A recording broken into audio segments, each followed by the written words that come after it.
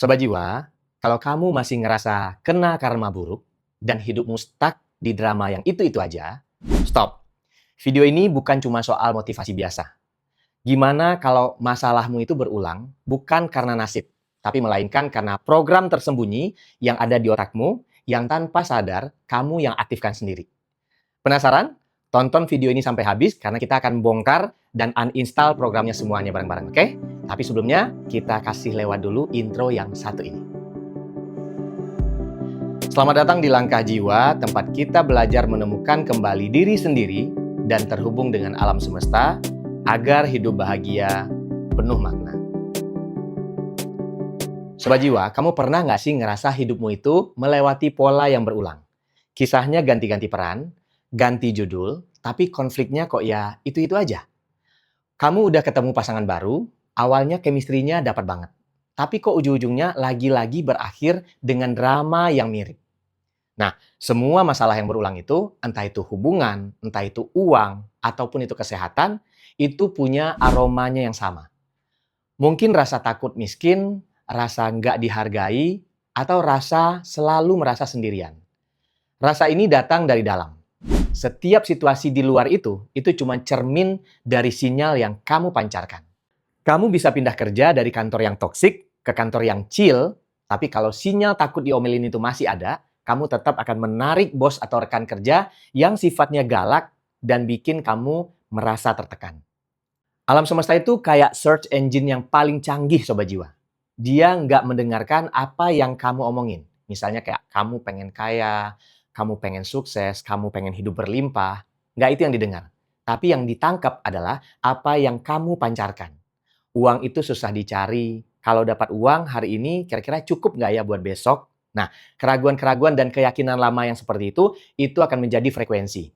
Dan frekuensi itu adalah magnet yang akan menarik semua yang kamu pancarkan. Bayangin kalau misalnya kamu lagi nyetel radio.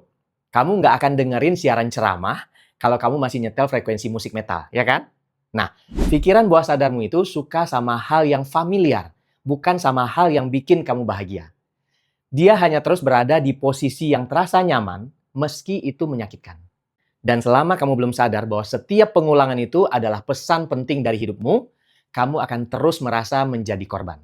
Tapi begitu kamu sadar, kamu akan tanya, pola toksik ini sebenarnya bisa ngajarin aku apa ya?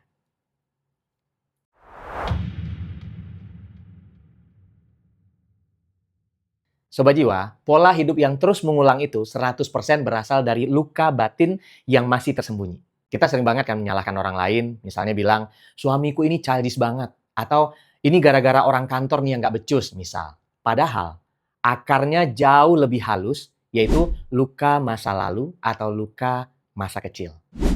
Misalnya, kamu sering ditolak dan nggak diajak main bareng. Atau juga misalnya kamu dibandingin sama orang lain atau sepupu. Atau kata-katamu selalu diremehin. Nah, momen yang kelihatan receh ini, tapi itu adalah akan jadi benih keyakinan dari bawah sadarmu. Bahwa aku harus menyenangkan orang lain biar aku bisa diterima. Nah, dari sini pola hidupmu akan lahir. Kamu akan menarik orang yang bikin kamu terus-terusan berjuang keras buat membuktikan nilai diri kamu. Luka yang gak disadari itu bekerja kayak magnet. Kalau kamu dari kecil yakin bahwa cinta itu harus dibayar mahal dengan perjuangan, maka kamu akan terus menarik hubungan yang bikin kamu capek. Tapi di situ, kamu nggak sedang dihukum, Sobat Jiwa. Kamu sedang dipantulkan balik oleh alam semesta.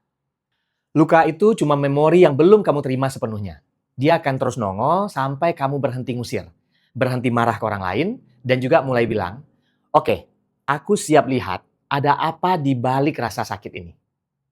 Saat kamu berani menatap luka itu tanpa menghakimi, maka energi yang tadinya beku akan mulai mencair.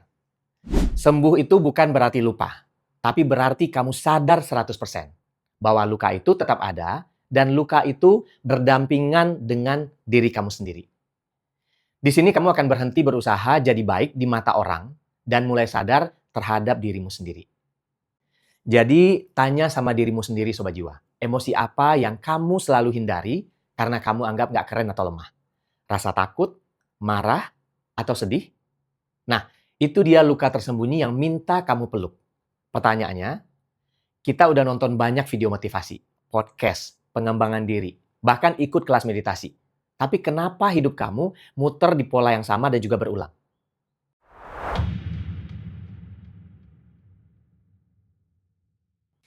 Sobat Jiwa, mengubah realitas itu bukan cuma soal mindset. Ini soal mengubah energi masa lalu yang masih kamu pending di badanmu. Realitasmu itu ibaratnya kayak mobil, digerakkan oleh energi dari rasa takut, rasa bersalah, dan rasa nggak pantas yang belum kamu lepas.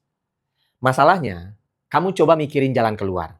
Padahal energinya itu hanya berubah lewat pengalaman langsung, lewat merasakan apa yang ada di badanmu saat ini.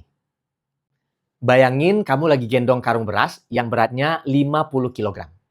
Beban itu nggak akan hilang sampai kamu benar-benar lepasin dari punggung kamu. Menerima adalah kekuatan spiritual yang paling sakti. Saat kamu menerima rasa sakit itu tanpa melawan, kamu berhenti ngasih bahan bakar ke masalah itu. Apa yang kamu lawan akan keras kepala. Tapi apa yang kamu peluk dengan kesadaran, itu akan melarut. Kalau kamu ingin berubah, tapi kamu nggak mau ngerasain takut, marah, atau kecewa, ya nggak akan bisa. Justru itu adalah satu-satunya pintu keluar yang bisa kamu lalui. Coba deh, kalau emosi lama muncul, jangan langsung scrolling HP atau ngopi biar lupa.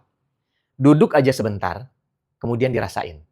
Biarkan rasa sesak di dada, rasa panas di tenggorokan, atau air mata yang tiba-tiba keluar, itu namanya adalah proses healing. Energi lama nggak akan keluar cuma pada saat kamu bilang, aku pasti sukses, aku pasti bahagia. Dia akan keluar kalau kamu hadir dan mengizinkan rasa itu datang tanpa adanya rasa perlawanan. Ketika ruang di dalammu itu kosong, energi baru yang lebih ringan, lebih lapang, itu akan gampang masuk. Frekuensi barumu harus lahir dari dalam dulu. Baru bisa lingkungan dan dunia luar itu akan ngikutin. Kamu nggak lagi repot-repot ngejar kedamaian, kamu sudah menjadi kedamaian itu sendiri.